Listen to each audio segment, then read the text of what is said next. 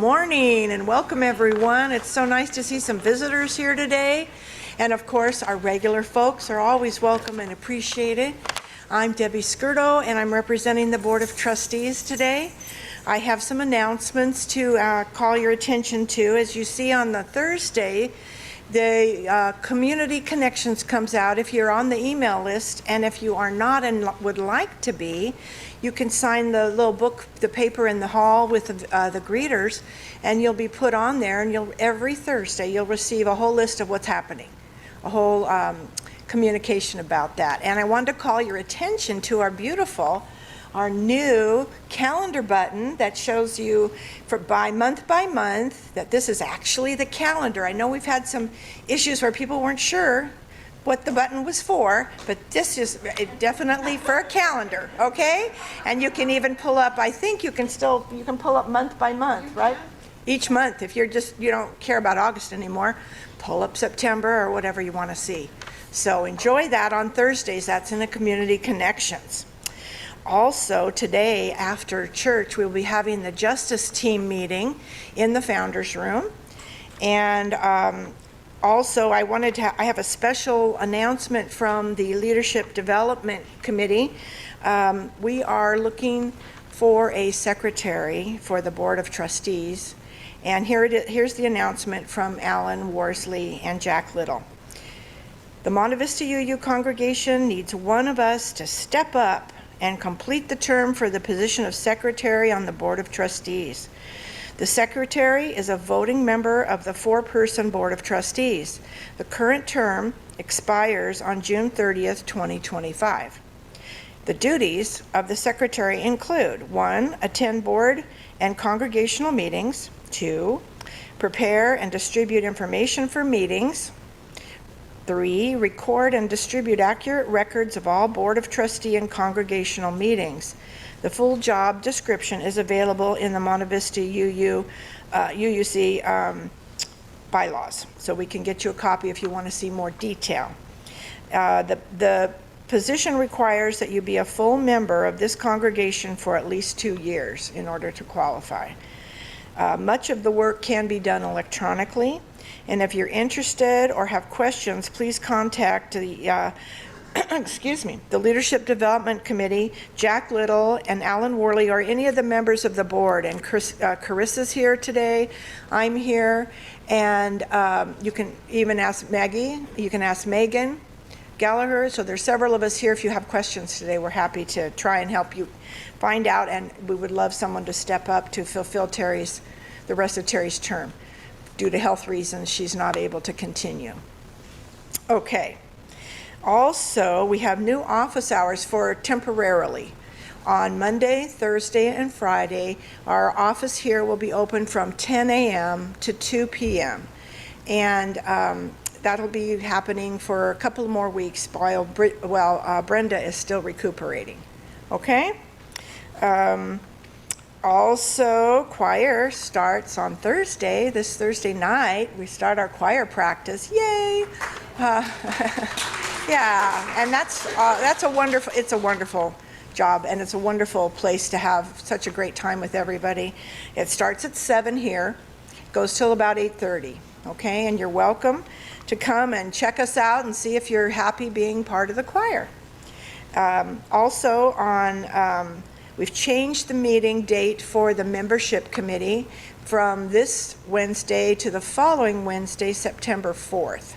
So if you're part of that committee, which is, we're in hiatus, we're in a transition between committees and teams. And so if you're on the current existing membership committee, we would love to have you come to that meeting. It'll be on Zoom, and Bob Taylor will send out a link to the people that requested or have already been on that one.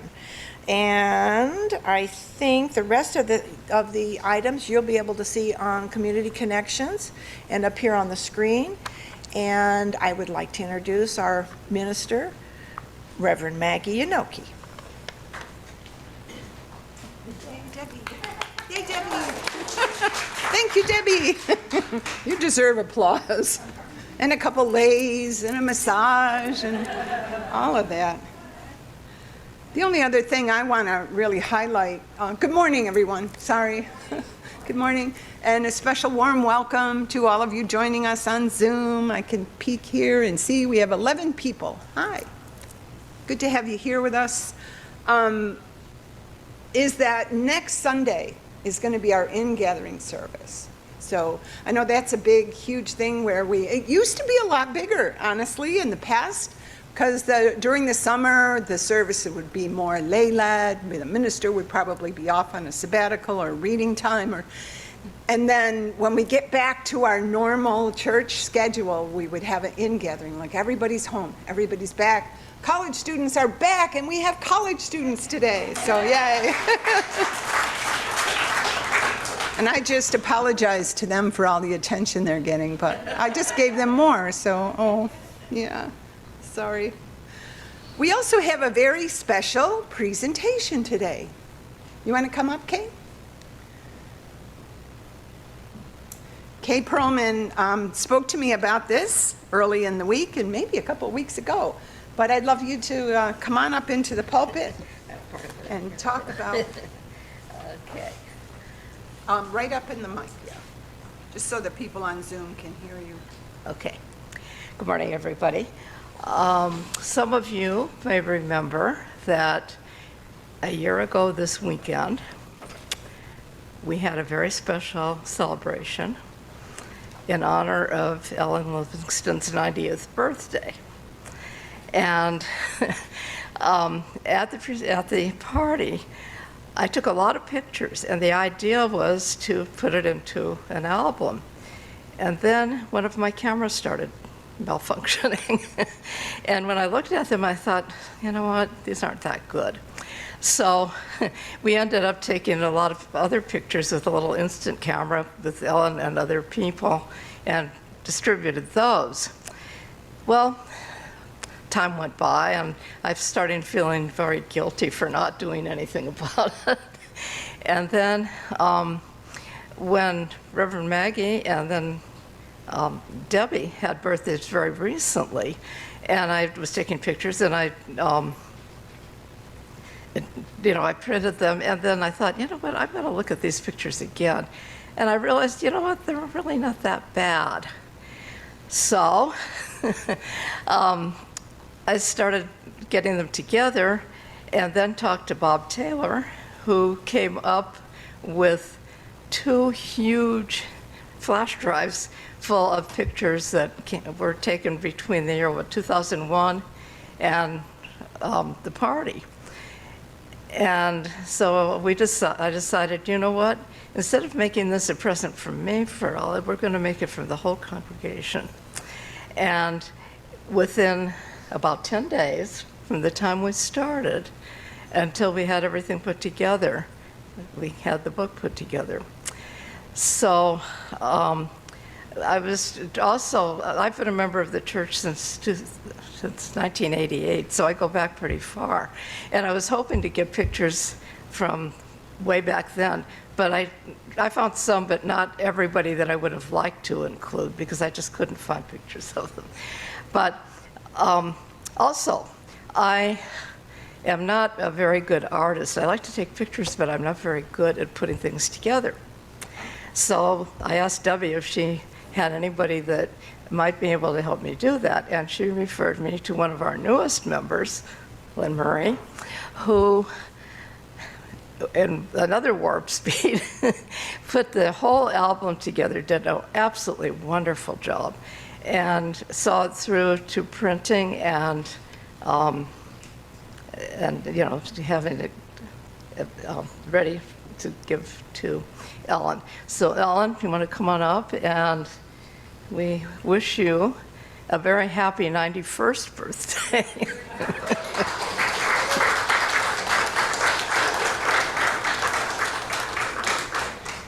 Maybe I'd sneak by this year. Better late than never. Oh my gosh, I didn't think anybody would care.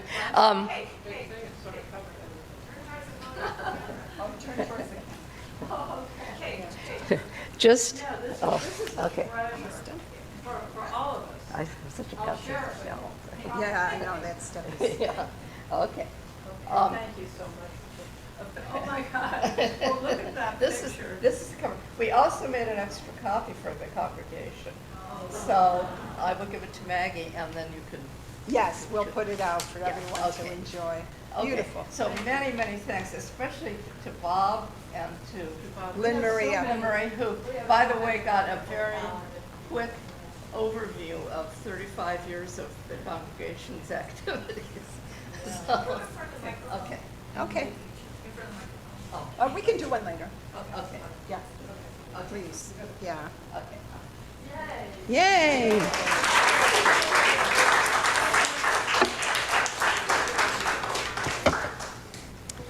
It is our tradition to open our service with the ringing of the bell.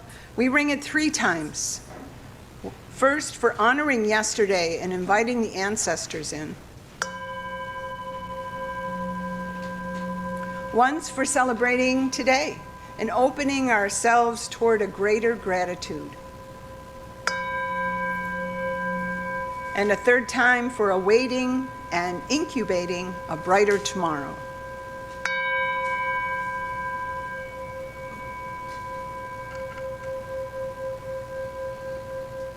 Today's another, a very special day, but we have another celebration that we will be offering for the congregation very soon. But the lighting of our chalice today will be offered by our Director of Lifespan Religious Exploration, Robert Tidwell.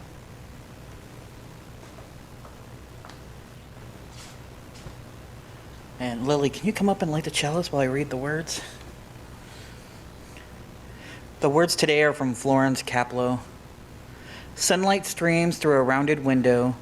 We kindle this flame, honoring the doorway in our souls, the windows through which we gaze at one another, the balconies where we catch glimpses of the sky, the thresholds we stand on this morning, wondering, hoping, fearing, and dreaming.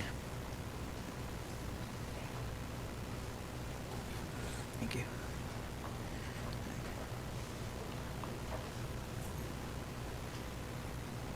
Beautiful. Thank you both. I invite the congregation to stand as we sing our invocation, Spirit of Life, number 123 in our hymnal. We'll sing 2 verses, the first in English and then in Spanish. And the words will be on the screen.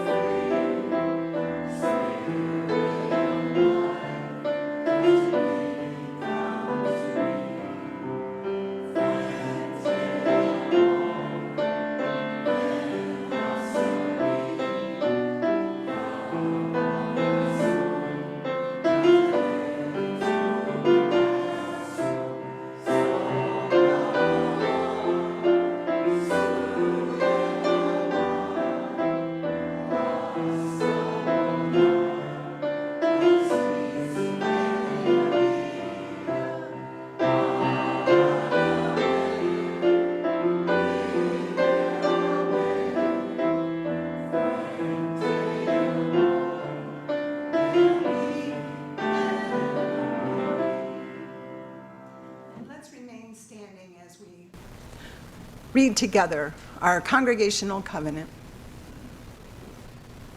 We affirm that love is the greatest purpose of this congregation. The search for truth is our constant star, and service is our prayer. We pledge our hearts, minds, and hands to challenge injustice with courage, to make choices for a healthier planet, and to live out our Unitarian Universalist values every day as beloved community. Thus do we covenant with each other and with all that is sacred in life. Please be seated.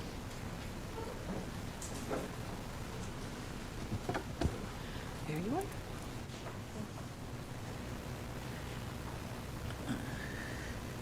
Today's service is going to be a little different. Normally I would be up here and I'd read a story, but today we're going to be celebrating the bridging of one of our own. Bridging is a time when, a time of transition, leaving from one part of life into another. Our very own Lillian Astudio, could you come up here, please? Lillian, she began her journey here at Monte Vista 11 years ago when she was not much older than the kids that she teaches now. Stand up for her. Here, she made lifelong friends such as Camellia, Parker, and Aislinn, who I was hoping would be here today, but they're not. Before we knew it, she was in Our Whole Lives, a class about relationships and human sexuality. And then soon after that, right as the COVID pandemic began, she began shutting everything down. She went through our coming of age program with Catherine Rowley as her mentor. She became a counselor at Camp de Benneville for the younger kids, and then dean of her own camp. Lily became our preschool teacher, where she fostered curiosity and joy in our smallest congregants, and she will now carry those qualities forward to Santa Cruz, where she will be attending University of California, majoring in astrophysics.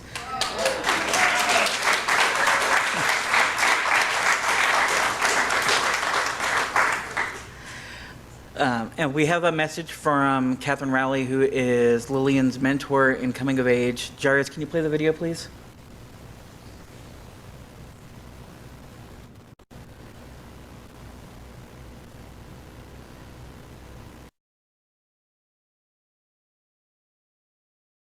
Hi, Lily.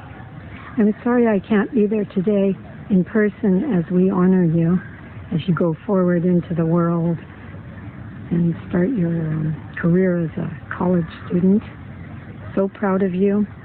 I've been so lucky to have you as our preschool teacher. And I was so honored to be your mentor and for your coming of age. I would say for sure you're one of the most intelligent, beautiful, self-assured young women I have ever met. And it was such a pleasure and an honor to work with you. We had a little bit of a strange time because it was COVID and we didn't really meet in person, but I'll always feel close to you and hold a special place in my heart for you. So I just send you my blessings and love.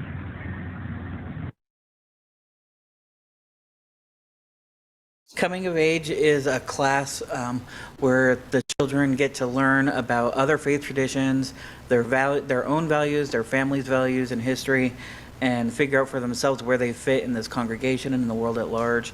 Being a mentor is rewarding and I think mutually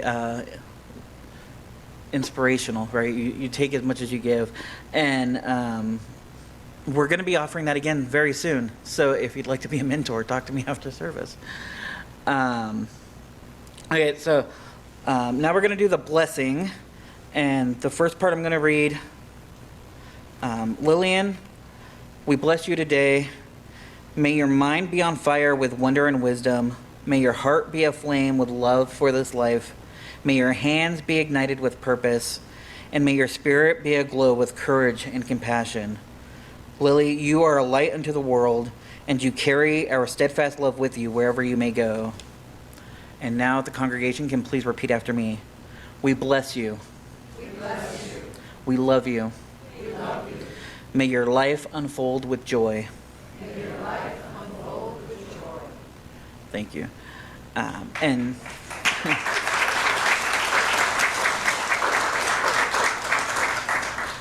now the good part.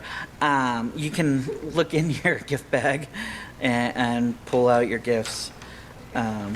So leave the markers for the last one. That's okay. So that is which book is that? That is our pocket guide, Unitarian Universalist pocket guide, so that she can carry our faith with her to Santa Cruz. She can learn more about being an adult UU. and that is With or Without Candlelight, a book of meditations. This is a poetry book called Coming of Age, which has more meditations and some poetry. So when life struggles are getting you down and you're up at school, you can meditate and think about your new adventures as you're going through them. And this is a scarf that I made. We printed on it. Unfold it. Yeah. So the ends say, show the end piece. Yeah. So the ends say wings, or it says roots hold me close, wings set me free, and there's little images I found on Canva. Then it has justice, equity, transformation, pluralism, interconnectedness, and generosity, which are some of our UU values. Yeah. And in the center it says love at the center, Monte Vista UU. And you can take that with you when you go to school. I heard it gets cold up in Santa Cruz.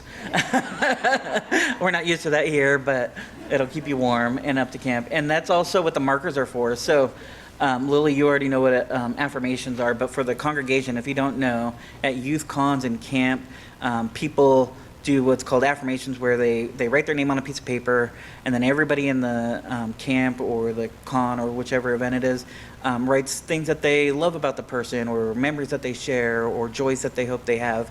And so we're going to do that for you today after church on your scarf.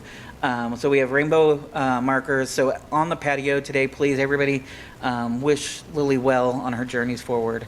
And we're so grateful for everything you've done with the kids. And all the time that you've spent with us.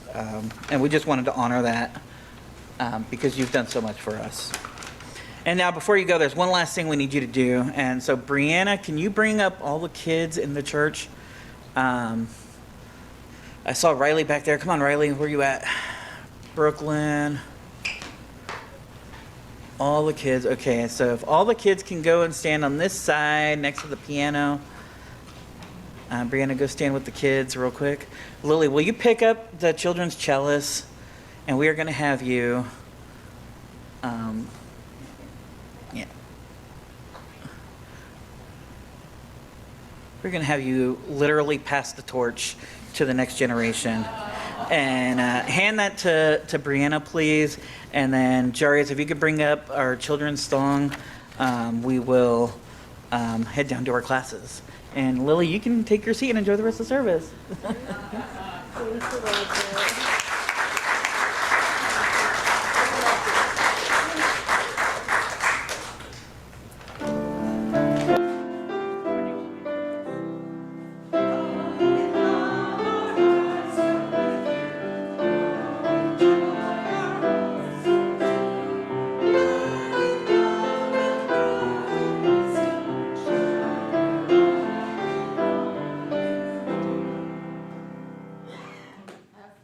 See you later.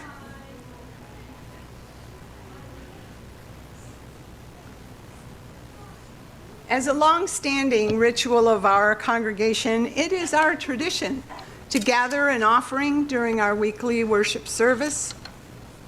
It is a time for meaningful reflection of the gifts that we each bring, and we remind ourselves of the many unique ways that the offering is spiritually symbolic to each of us. We engage the ritual of bringing forward our offerings to say that the act of giving, doing something, as we've heard this week, do something, is essential to our spiritual well-being. And reading number 675 of our hymnal, Ellen Johnson Fay calls the offering a sacrament of the free church that is supported by the voluntary generosity of all who join with us. And here at Monte Vista Unitarian Universalist congregation, we also choose to share 50% of the offerings that we gather that are not restricted to fulfill pledges with a local charity that aligns with our values and is pre-selected by the justice team and approved by the board.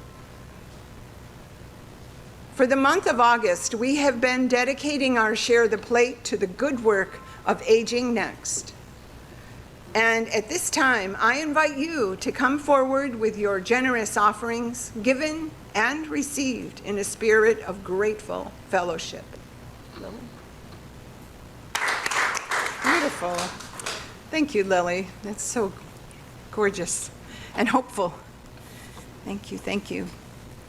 Sharing our joys and sorrows, the things that weigh us down and the things that lift us up, our shine and our shadow, is a part of relationship. And in this community, we enjoy making that a part of our Sunday time together. So we have our little pieces of paper, for those that are familiar, and came and write down the things that you want shared. And I'll go ahead and read those. Also, Thorne, if you want to come up. Yeah, and then I'll just wait here with me until I do these, and then I'll hand the mic to you. The first one comes from Carissa Moore, who writes, my dad, Chester, tripped while walking his dog on Friday, resulting in some scrapes and a cracked elbow. Ouch.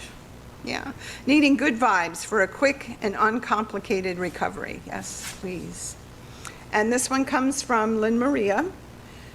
She asked, and she says, join me in sending peace and hugs to Iris, Georgie, her mom. Her good friend, Patricia Smith, died on August 14th at the age of 91. Iris and Pat met when Iris was evacuated during World War II from London to the English countryside to Pat's family's house in a little village called Rushden. They met at 8 years old and have remained good friends for 83 years. Yeah, bless them.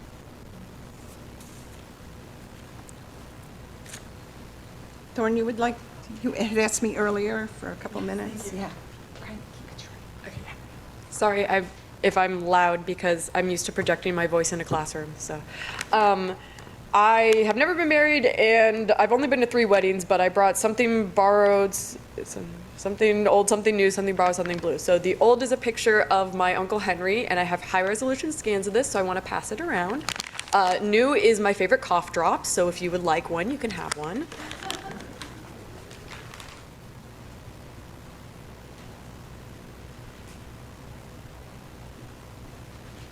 All right, the something borrowed is the mic, and the something blue is my hair. Yeah. All right, so I want to talk about my Uncle Henry because he taught me to always stand up for what's right. He was born Heinz Josef Klossauer in Wien, Austria, Österreich, and he insisted to his dying day that he spoke Austrian, not German. He was born to a rich Jewish family and had a great childhood, and then what happened in the 30s and 40s in Germany and Austria, and yeah, that stuff happened. So he fled to America, and the picture that I have of that I'm passing around of him is his army photo. He renamed himself Henry Joseph Korsauer, and it wasn't until after the war that he married my grandmother's sister. Anyways, he ran supplies behind enemy lines and helped his fellow soldiers find barns to sleep in and all that kind of thing. He had so many stories. And his, I have a picture, I can just show it. This is his wedding photo to my grandmother's sister, and then this is later in life when they like to go on cruises. He was the first of my relatives to die that I knew, and so that was in 7th grade. He was in his 70s. This is the last postcard he received from his mother before his parents died in Auschwitz, and it was written with the help of a neighbor in English, and he carried it around in his pocket as good luck. And so what Henry taught me was to remember the past, but to be more concerned about the present. And that is why, in honor of Henry, I go to Gaza protests, and I am very concerned about innocent people dying right now in Gaza, because we can live in the past as much as we want, but we need to stand up for what's right now, and right now, innocent people are dying. Thank you.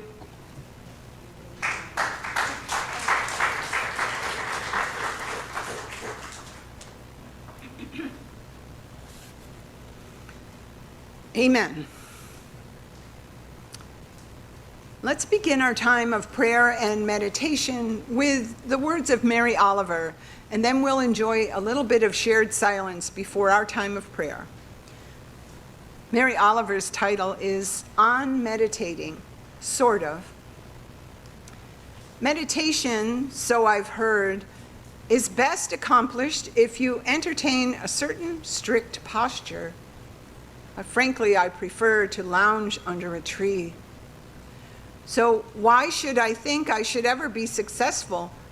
Some days I fall asleep or land in that even better place, half asleep, where the world, spring, summer, autumn, and winter, flies through my mind in its hearty ascent and its uncompromising descent.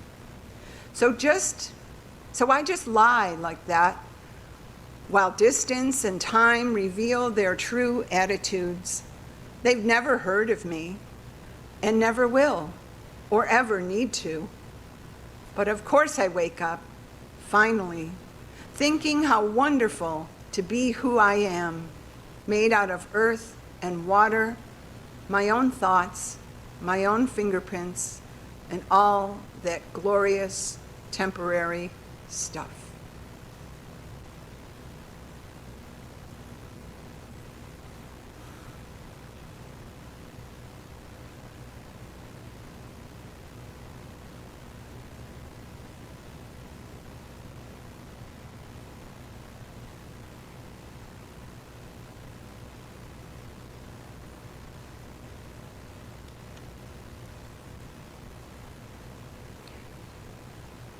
We wonder together and open our hearts to listen, to hear, to reflect on its softest of questions.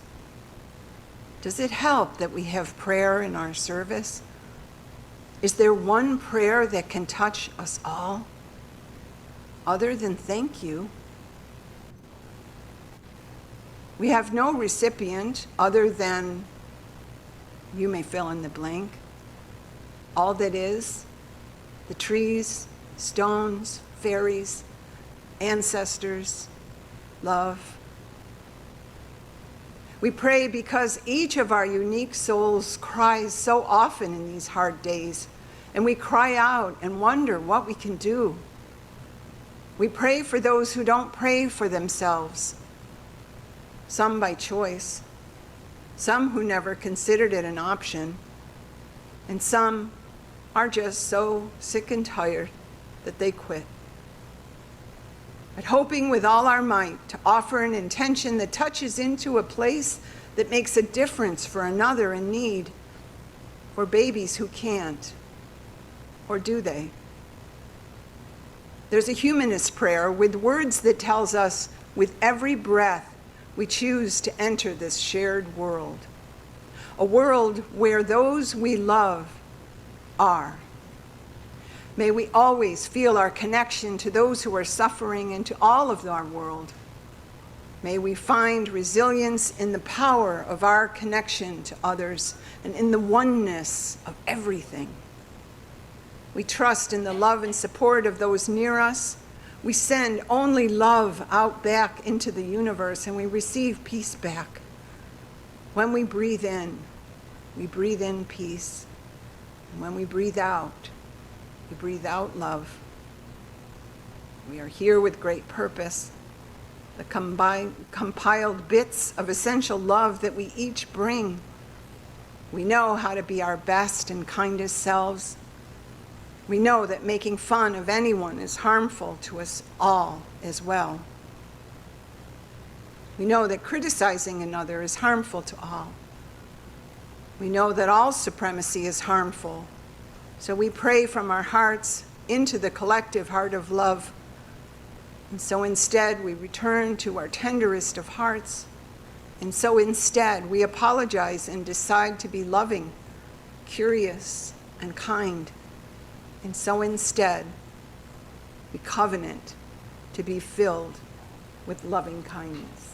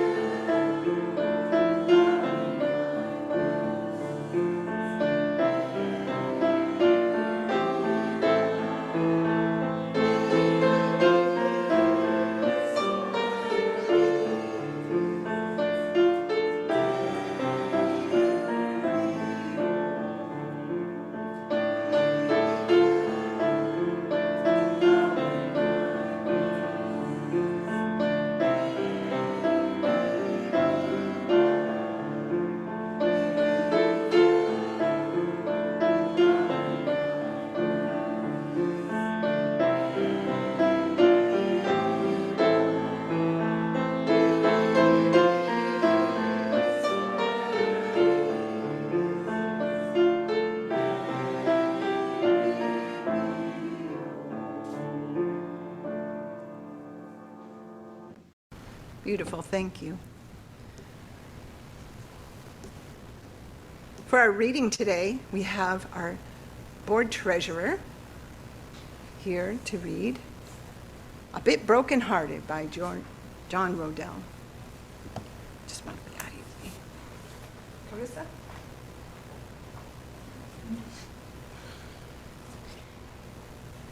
I was born with a hole in the upper chamber of my heart. Back then they called it a murmur. I call it foreshadowing. So even before I came to earth, I was already a bit broken-hearted. I was sent here with a piece of me already missing, but every so often that little bit of my heart that didn't come with me to this planet shows up in my dreams to tell me the secrets of this world. A couple nights ago, it whispered under my REM-rolling eyelids, a masterclass in the nature of a human heart. Here is what it taught me. Here are 3 things that you should know about your heart. 1. Every night while you sleep, the littlest of angels sneak in through the gap under your bedroom door to give your heart a fresh coat of paint that you should never let dry. You see, we all have different colored hearts. Some of us have forest green hearts. Some of us have bright yellow hearts. There are some people with royal blue hearts. We're all a kaleidoscope of creation and empathy. 2, the color of your heart can change whenever it needs to. Recently, my heart has been painted burning orange, like a Gulf Coast sunset. A couple weeks ago, it was Lenten purple. You don't have to tell me what shade the angels painted your heart today. The hue of your heart is your business. Maybe today your heart is pink, or classic red, or white, or even black. There is no right or wrong color for your heart. It is what it needs to be. 3, the paint on our hearts isn't ever meant to dry. We're supposed to get its color all over everybody we contact during the day. That is why a new coat is applied each night while we sleep. We're meant to smudge each other with our own tincture of angel paint. Our hearts weren't given to us to be a diamond in a case. They aren't meant to be locked up. Our hearts were gifted to us so that we would share them with the world. And the more we share our hearts, and the more that we let people touch our hearts, and the more that we allow others to hold our hearts, the more of our heart paint we get on one another throughout the day. So by the time we go to sleep at night, our hearts are just a wet, sloppy mess, and we are all covered in a swirl of each other's color. Life isn't supposed to be orderly or neat. It's meant to be a total mess of wet paint and streaks and blurs and dabs. My love, if at night we go to sleep with clean hands and a dry heart, we are doing something very wrong. Our hearts are the brush. This universe is the canvas. Paint every last inch of it.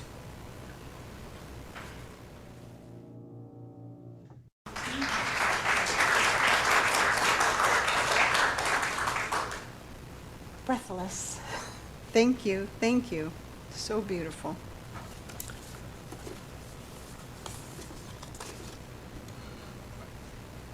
When I was a child, there was a large and somewhat rickety bridge for cars and pedestrians to cross the often used span of about 5 or 6 railroad tracks near our home in East Syracuse, a small village in upstate New York. 2 of the tracks were used for the trains of the New York Central Railroad that employed my grandfather and gave us discounted tickets for travel to their home in nearby Rochester. But standing in the middle of that bridge was a thrill for me that I still remember and treasure with my siblings as we waved to the conductors of the noisy trains passing below with all their puffing smoke coming up, and we were breathing all that in, signaling to them with our fists to blow their whistle for us. Yeah, and some of them did. And we went home happy. And bridges can be romantic, can't they? For a child and a conductor as a meeting place for exuberant greetings, or for 2 souls that are swept away by an attraction they don't understand. luring a housewife and a photographer together on a covered bridge in Madison County, Iowa. Or for anyone wishing to be suspended over troubled waters when darkness comes and pain is all around. But bridges often do help us to overcome obstacles. And yet, Captain Picard might ask us to consider that he sees the bridge as his home base or his control room, a place where one would direct operations in order number one in the team to make it so. We can also hear a bridge when we think about the pieces of music that might use a different key or a change in the chord progression, usually used as a link between two verses. We can almost hear James Brown singing that he's going to take it to the bridge. And sorry for that earworm that you'll have all day now. But today we make bridge into a metaphor to create a meaningful ceremony for one of our own, Lily Ostadillo, as she symbolically crosses over from a high school graduate enjoying summer in SoCal to becoming a University of California student, heading north to the land of banana slugs, astronomy, and astrophysics. She's bridged now, crossed over from her years as our employee and our preschool teacher into an incredible adult who will no doubt bring needed change to our broken world and beyond. We are so very proud of you, Lily. And if it's okay with you, we're very proud of us too. We're proud that you grew up here and that this congregation was a spiritual incubator and a nourishing nest for your growing passions and your ethics. And today we are wondering together, how do we continue to be a place that grows change bringers of all ages? How do we continue to be a place where young people thrive and explore their souls and build themselves up into who they want to become? How do we live out the purposes that are calling us to be a congregation where young people cross the bridge? What are the bridges that we need to cross in order to become a new kind of spiritual home? One that is known among the young people of today, those that are looking for a place just like us, a place that still feeds all of our needs, a place that feels like home for everyone and respects each and every one of us, no matter our age or our social location or our capacity to climb ladders or to give a sermon, but I bet you can. What bridges do we need to march across so that we can embrace the lives of service and change that our mission and our purpose call us to bring into this world? To thrive, not simply to survive until we don't. Dare I say that? But there are both bridges that we can build and bridges that we have found that we need to burn. There are both bridges that we are already the gatekeepers of, and there are bridges that we cannot step one foot on until we are given further proper passage. There are both bridges that we've never seen or imagined, and those that are very familiar to us and welcoming. And onward we grow, onward to cross them.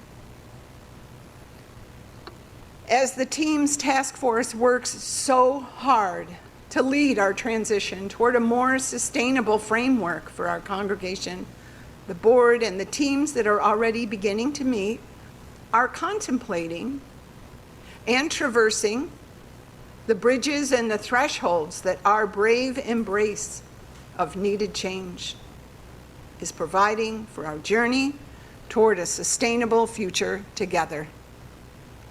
Bridges are often the safe pathway above the fray or the troubled waters, and yet thresholds are more likely to be the challenges that we meet that invite us to step over them with intention.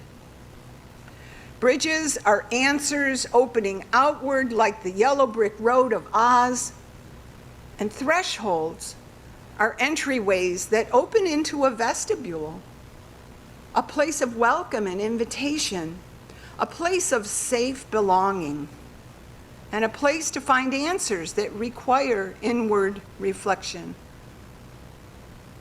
Thresholds come as well-defined doorways, passages with doors that can open wide onto a veranda of relief, or close at any time without any answers about why or how or if we should proceed.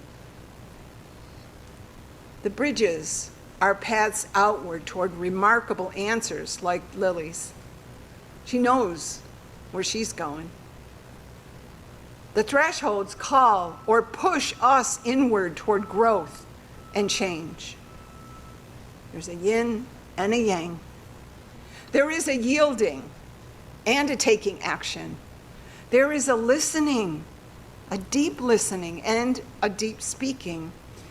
There's a considering and a deciding. There's a stepping back and there's a stepping in. And isn't it incredible that we will always embrace both on each journey of the heart?